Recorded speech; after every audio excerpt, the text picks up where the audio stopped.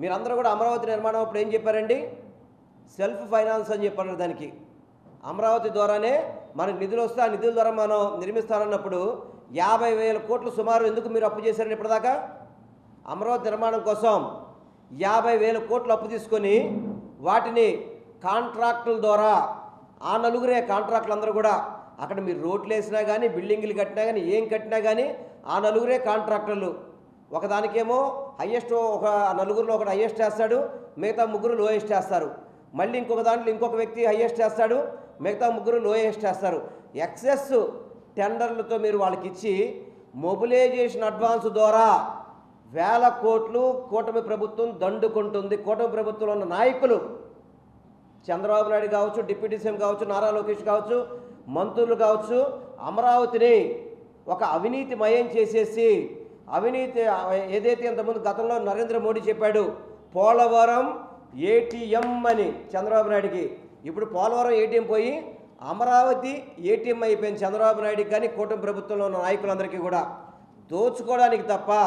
మీరు అమరావతికి మీరు చేసింది ఏంటి? 50,000 కోట్లు ఎవరు తీరుస్తారు? అప్పుల్ని ఎవరు తీరుస్తారు? కానీ 50,000 కోట్లతో ఏమన్నా రూపురేఖలు మారుతాయా? సిఆర్డీ బిల్డింగులు కట్టిన బిల్డింగులే మళ్ళీ కట్టడం, అసెంబ్లీను మళ్ళీ సెక్రటరియట్, హైకోర్టు భవనాలు ఇవన్నీ ఆల్రెడీ నిర్మాణం ఉండగా మళ్ళీ నూతనంగా నిర్మించడం ఏంటండి? సుమారు 1,000 కోట్లు పెట్టి అసెంబ్లీ కట్టారు, అదేవిధంగా మన సెక్రటరియట్ కట్టారు, హైకోర్టు భవనాలు కట్టారు. మరి ఈ 1,000 కోట్లు ఎవరు తీసుకున్నట్టు? ఇప్పుడు ఈ 1,000 కోట్లు ఏం చేస్తారు? ఇప్పుడు ఈ బిల్డింగ్లు ఏం చేస్తారు? మళ్ళీ వీటిని మళ్ళీ నూతనంగా నిర్మించడం ఏంటి? ఆ రోజు జగన్మోహన్ రెడ్డి గారు అదే చెప్పారు, మీరు టెంపరీ ఇవన్నీ కూడా తాత్కాలిక కట్టడాలంటే ఆ రోజు చంద్రబాబు నాయుడు ఇరుచుకుపడ్డాడు. ఎవరు చెప్పారు తాత్కాలిక కట్టడాలని చెప్పని? మరి అలాంటప్పుడు మళ్ళీ అసెంబ్లీ, మళ్ళీ సెక్రటరియట్, మళ్ళీ హైకోర్టులు మరి ఎందుకు నిర్మాణం చేస్తారు మీరు తాత్కాలికం కాకపోతే? ఇవన్నీ కూడా వైఎస్ఆర్ కాంగ్రెస్ పార్టీ మీద బురద జల్లడానికి, రైతులను మోసం చేయడానికి, ఆంధ్ర రాష్ట్ర ప్రజల్ని మభ్యపెట్టడానికి మీరు అమరావతి అని చెప్పిన డైవర్షన్ పాలిటిక్స్ చేస్తారు తప్ప అమరావతి మీద మీకు చిత్తశుద్ధి అనేది సరిగ్గా లేదు. చిత్తశుద్ధి ఉంటే ఈ పార్టీకే మీరు చంద్రబాబు నాయుడు 2014 నుంచి 19 వరకు ముఖ్యమంత్రి చేశాడు, మళ్ళీ ఇప్పుడు 2 సంవత్సరాలు ముఖ్యమంత్రి చేశాడు. కనీసం అమరావతి ముఖద్వారమైన చంద్రబాబు ఇంటి ముందు రోడ్డు ఎలా ఉందండి? అంటే 7 ఏళ్ళు పట్టిందా మీకు రోడ్డు వేయడానికి? 7 ఏళ్ళు సరిపోలేదు మీకు. చంద్రబాబు నాయుడు ఇల్లు ఎక్కడ ఉంటుందండి? మనం ఉండవల్లి నుంచి ప్రకాశం బ్యారేజ్ దాటాక రైట్ సైడ్లో ఉంటుంది. అంటే మనం అమరావతి వెళ్ళాలంటే ఎవరైనా సరే ఆ ఇంటి నుంచి వెళ్ళాల్సిందే. ఆ రోడ్డుకే ఒక వెహికల్ వెళ్ళి ఎదురు వెహికల్ వస్తే రోడ్డు దిగాల్సిన పరిస్థితి వస్తే ఇదేనా మీ అమరావతి డెవలప్మెంట్? ఇదేనా? చంద్రబాబు గారు చెప్పండి. మీరు అసెంబ్లీలో ఏదో గత ప్రభుత్వం అసెంబ్లీ అమరావతిని నాశనం చేసింది, ఎక్కడ చేశారు నాశనం? ఏం చేశారు? అమరావతిని ఎవరు మర్చిపోయారు? ఎవరు మర్చిపోలా.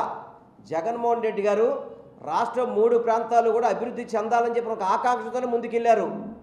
అంతే తప్ప మీలాగా అసెంబ్లీ పేరు చెప్పి అమరావతి పేరు చెప్పి మీరు మరి ప్రాజెక్టులన్నీ మరి వైజాగ్లో ఎందుకు పెడతారు? మరి మీరు అదే ప్రాజెక్టులు మీరు అమరావతిలో పెట్టచ్చు కదా. మీరు ఏదైతే పెద్ద పెద్ద ప్రాజెక్టులు వచ్చినాయని చెప్పారే, ఎకరా 99 పైసలకి మీరు పప్పుల బెల్లాగా స్థలాలు పంచిపెట్టేస్తారే మీరు వైజాగ్లో, వాళ్ళందరూ మరి ఇక్కడ పెట్టమని చెప్పచ్చుగా. లూలు మాల్కి మన విజయవాడ బస్ స్టాండ్ అప్ చెప్పారు మీరు, మరి అదే లూలు మాల్ అమరావతిలో నిర్మాణం చేయొచ్చు కదా. ఇప్పుడు అటువంటి పెద్ద కంపెనీలకి మీ హెరిటేజ్లకి అమరావతి పనికిరాదు, అమరావతి పనికిరాదు. మన ఈ 2 జిల్లాల్లో కలిపి సుమారు 50,000 మందికి